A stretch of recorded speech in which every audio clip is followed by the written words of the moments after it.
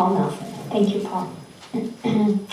Our next reader is Jay Ruzesky. You may not know that Jay Ruzesky is the chair of the creative writing department at Vancouver Island University.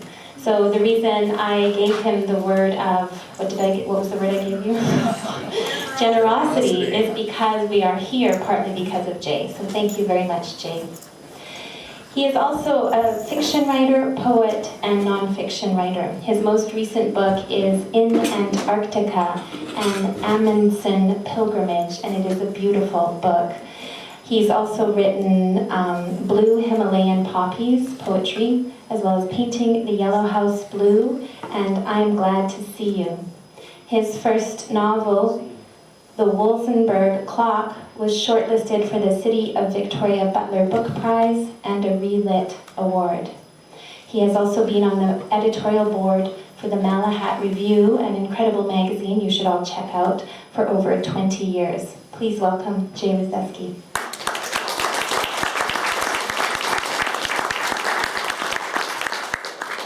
Thank you, Yvonne. It takes a cartload of people to make something like this happen, and over the last couple days I've heard them thanked several times, and I'm grateful for that. And I want to add my voice of thanks to all the organizers who helped this festival happen. It's a not very well paid job, but let's not make it a thankless job. Thank you all.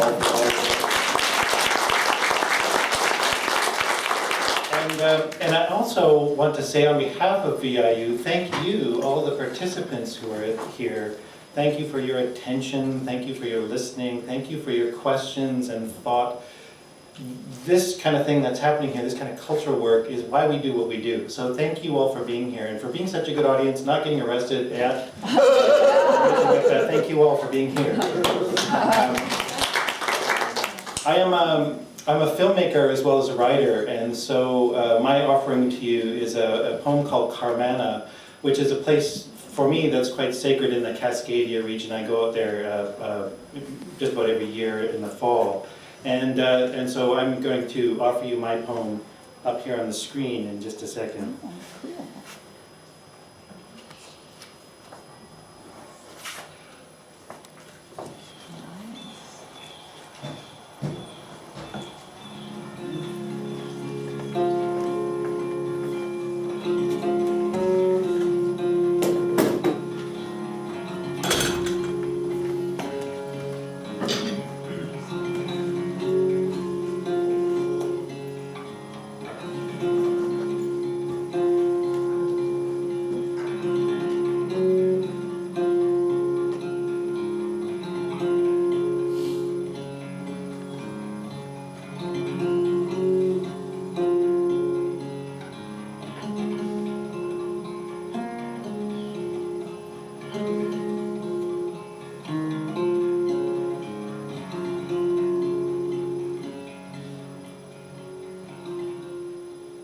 Driving past Yubo and Lake Cowichan, you went to the forest the way any frightened animal might slip into cover. This is escape. This is a chance. This is leaving behind Facebook and news on the hour, every hour. Forget even the National Research Council official time signal and turn it off. Flip the switch. What's on the calendar for the next few days? Well, nothing. No, not nothing. Everything. Along dirt roads, gnarly as the working men who drive diesel Dodge pickup trucks, kicking up dust like wild horses stampede along a dry plain. Shadows strobe through the windows so fast it's like blinking your eyes in rapid succession to try to imitate an old movie projector. On the screen, switchbacks climb up to a view of a lake, and its name sounds like a West Coast bird call. Nit-nat, nit-nat, nit-nat. Along clear cuts, charred stumps of the earth look wounded, so much like sepia images of First World War battlefields that no PR wizard can redeem them. To the staging ground, bear scat on the road, purpled by blackberries, and you can imagine him feasting. Deadly claws become delicate as he flicks the berries into his waiting chumps. The footpath is a portal, and the way to Carmana is descent. We are modern Neanderthals, hump-hoiking 70 pounds of gear on our backs, and clicking in, buckling down.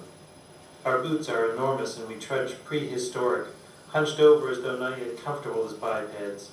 And everything we wear is orange and red and blue, though what we enter is a world of 10,000 shades of green.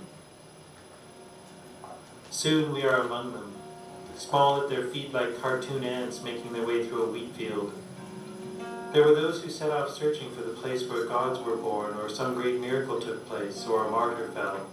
And those places were never as wonderful as this, because here we are spectators, stumbled upon a slow ritual of becoming that has taken thousands of years to get started. Along the forest floor, a trail made of wood planks is trying to dissolve into the ground as any fallen tree might. And there is only one direction to look, and that direction is up. 3 sisters take you in, and you are in a rough bark that is the womb of the planet, and you will be reborn when you emerge. A river runs through the valley and chatters, talking back to raven and crow, making what noise it can because it can't stand the stoic silence of the trees. What do they do for us? The cedars, western hemlock, Douglas fir, the sitkas of Carmana. What do they do? They vault, they fortress, they cathedral. Force of a charging moose or a linebacker would not shift them an inch, yet a breeze asks them to sway like a crowd at a rock concert with their arms in the air, and their choreography is to a wiser music. They are a thought that runs from underground to be released in the mists. They catch our breath and send it upward to the sky where we long to follow,